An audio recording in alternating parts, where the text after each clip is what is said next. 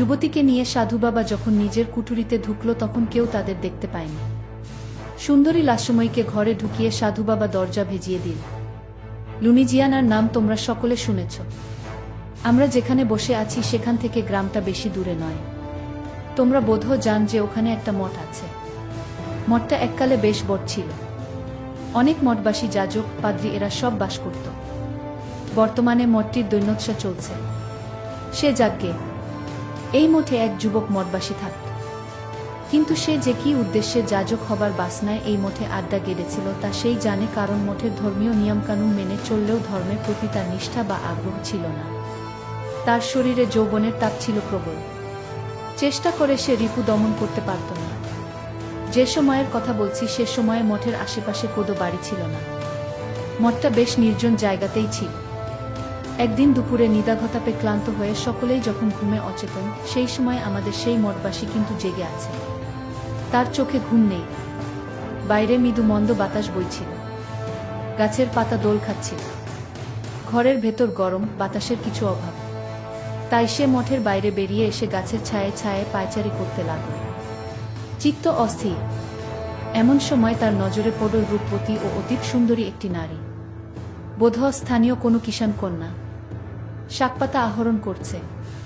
মঠবাসী যুবকের চোখ চকচক করতে লাগল, হৃদয়ের স্পন্দন দ্রুত হল, প্রাণমন চঞ্চল হল। আহা, ওই যুবতীকে যদি একবার কাছে পেতে পারি। সে যুবতীটির কাছে এগিয়ে গিয়ে তার সঙ্গে আলাপ করল। আহা সুন্দরী, এই রোদে তোমার কত না কষ্ট হচ্ছে।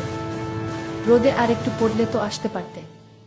সুন্দরী বলল, তখন অন্য মেয়েরা এসে যে ভালো শাকগুলো তুলে নিয়ে যায়। তাছাড়া ঘরে ঘুম আসছিল না, কি আর করি, ঝুড়ি নিয়ে বেরিয়ে পড়লুম।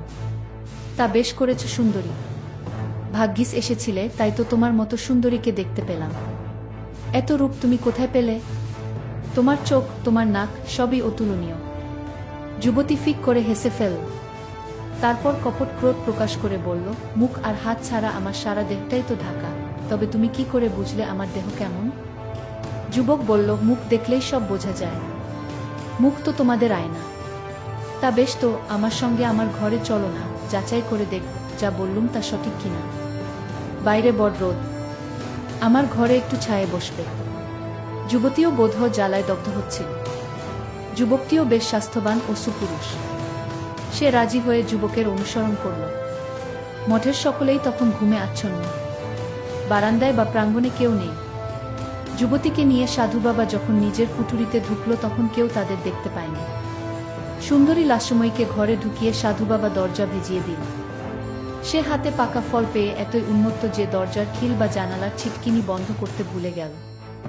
অচিরে দুজনের অতিরঙ্গে মেতে উঠল। মেতে তো উঠবেই।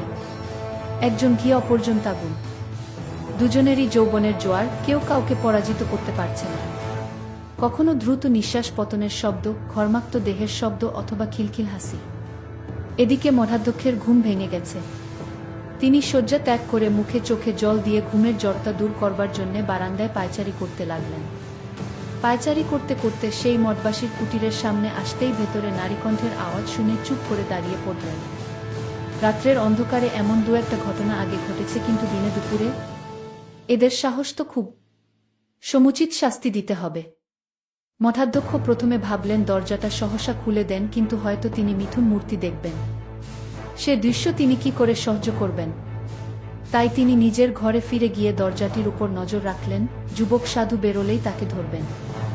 ওদিকে যুবক যুবতী এত মত্ত যে ওরা কিছু সন্দেহ করেনি। তাছাড়া এমন অবস্থায় নরনারী এতদূর উত্তেজিত থাকে যে পারিপার্শ্বিক কোনো অবস্থায় তাদের বিচলিত করতে পারে না। মঠাধ্যক্ষ যেসব জেনে ফেলেছেন তা তারা সন্দেহ করতে পারেনি। কিছুক্ষণ অপেক্ষা করবার পর মঠাধ্যক্ষ দেখলেন ওরা এখনো দরজা খুলছে না। তখন তিনি ঘরের বাইরে এসে প্রায় ওদের দরজার সামনে অপেক্ষা করতে লাগলেন। এদিকে যুবক যুবতী উভয়েই তৃপ্তি লাভ করে বিশ্রাম নিল। যুবতী এবার ঘরে ফিরতে চায়। দেরি তো হয়েই গেছে, আর দেরি হলে পিতামাতা তার খোঁজ করবে। সে বস্তু সংযত করে কেশগুচ্ছ বিন্যস্ত করে মুখ মুছে বাইরে বেরোবার জন্য প্রস্তুত। তখন যুবক বলল, দাঁড়াও, বাইরেটা একবার দেখে নিতে দাও। দরজা তো ভেজানি ছিল, কিন্তু দরজায় একটা ফুটো ছিল। যুবক সাধু সেই ফুটো দিয়ে বাইরে দৃষ্টি নিক্ষেপ করল। সর্বনাশ! অল্প দূরে মঠাধ্যক্ষ তারই কুঠুরির দিকে দৃষ্টি নিক্ষেপ করে অপেক্ষা করছেন। এখন কি হবে? মঠাধ্যক্ষ নিশ্চয়ই সব জানতে পেরেছেন। মঠের ভেতরে কোনো মেয়েকে আনাই তো অন্যায়, তারপর সে মেয়েটিকে নিয়ে যা করেছে সে অপরাধের তো কোনো ক্ষমা নেই। তাকে কঠোর সাজা পেতেই হবে। সে যে ভয় পেয়েছে তা মেয়েটিকে জানতেই দিল না। যুবক ভীষণ চতুর, মনে মনে একটা কর্মপথ ঠিক করে নিল। মঠাধ্যক্ষকে জব্দ করতে হবে। সে মেয়েটিকে বলল, তুমি চুপচাপ আমার খাটিয়ায় শুয়ে থাক, আমি বাইরে বেরিয়ে একটু দেখে আসি তোমাকে কি করে লুকিয়ে বাইরে বার করে দেওয়া যায়। ইতিমধ্যে মঠাধ্যক্ষ তার অফিস ঘরে ফিরে গেছেন। যুবক সাধু ঘর থেকে বেরিয়ে দরজায় তালা লাগিয়ে নিয়মানুযায়ী চাবিটি মঠাধ্যক্ষের ঘরে জমা দিতে গেল। এমন ভাব দেখাল সে যেন কিছুই করেনি, কিছুই জানে না। ঘরের চাবি মঠাধ্যক্ষের হাতে দিয়ে বলল, ফাদার, আজ সকালে আমি আমার নির্ধারিত ওজন অনুযায়ী জ্বালানি কাঠ সংগ্রহ করতে পারিনি। চাবি রইল, আমি কাঠ আনতে যাচ্ছি। মিথ্যা কথা বলবার সময় তার চোখের একটি পাতাও পড়ল না। মঠাধ্যক্ষ ভাবলেন তিনি যে যুবক সাধুর কুকীর্তি জেনে ফেলেছেন তা সে জানে না। কোনো মেয়েকেও তার ঘর থেকে বেরোতে দেখা যায়নি। মেয়েটা তাহলে তার ঘরেই আছে। ছোকরা বেরিয়ে যাক, তারপর দেখি কি করা যায়। মঠাধ্যক্ষ ভাবলেন সকল সাধু বাবাকে ডেকে তাদের সামনে দরজা খুলবেন, নাকি ছুরিটাকে জিজ্ঞাসা করবেন, তুই এখানে কি করে এলি আর কি করেছিস। তারপর ভাবলেন ছুরিটা হয়তো সাধারণ গেরস্থ বা চাষার ঘরের মেয়ে নয়, হয়তো কোনো উচ্চ বংশের মেয়ে। তাহলে তো বেচারির লাঞ্ছনা, অবজ্ঞা ও অপমানের শেষ থাকবে না। সে বড় খারাপ কাজ হবে, তার চেয়ে একা ওর ঘরে ঢুকে আগে সবকিছু জেনে নেওয়া ভালো। মনস্থির করে মঠাধ্যক্ষ ঘরের তালা খুলে চুপি চুপি ঘরে ঢুকে ভেতর থেকে দরজা বন্ধ করে দিলেন। ঘরের ভেতর গরম, তাই যুবতী তার সমস্ত পোশাক ছেড়ে যৎসামান্য অপবাস দিয়ে নিজেকে আবৃত করে রেখেছিল। সহসা অপরিচিত মঠাধ্যক্ষকে ঘরের ভেতর প্রবেশ করতে ও দরজা বন্ধ করে দিতে দেখে স্বল্পবাস যুবতী ভীষণ ভয় পেল। সে কাঁপতে লাগল, গাল বেয়ে অশ্রুধারা গড়িয়ে পড়ল। এদিকে এমন একটি নজরধরা সুপুষ্ট সুন্দরী যুবতীকে দেখে মঠাধ্যক্ষ মশাইয়ের অবস্থা কাহিল। তিনি যুবতীর ক্রন্দন গ্রাহ্য করলেন না। নিজেই মগ্নানন্দে এতদূর পুলকিত হয়ে উঠলেন যে তার যুবক শিষ্য সুন্দরীকে দেখে এতদূর গভীরে যায়নি। তিনি মনে মনে বলতে লাগলেন, সুযোগ যখন পাওয়াই গেছে তখন তার সদ্ব্যবহার করতে ক্ষতি কি? সামনে এমন পাকা ফল দেখে সেটিকে গাছ থেকে পেড়ে খেতে ক্ষতি কি? হুডিটাকে দেখতে বেশ ভালোই, একেবারে যাকে বলে ছাপাছাপি। কেউ তো জানেও না মেয়েটা এখানে রয়েছে। আমি যদি আমার ভিতরের আগুন শান্ত করবার জন্য মেয়েটাকে রাজি করাতে পারি তাতে ক্ষতি কি?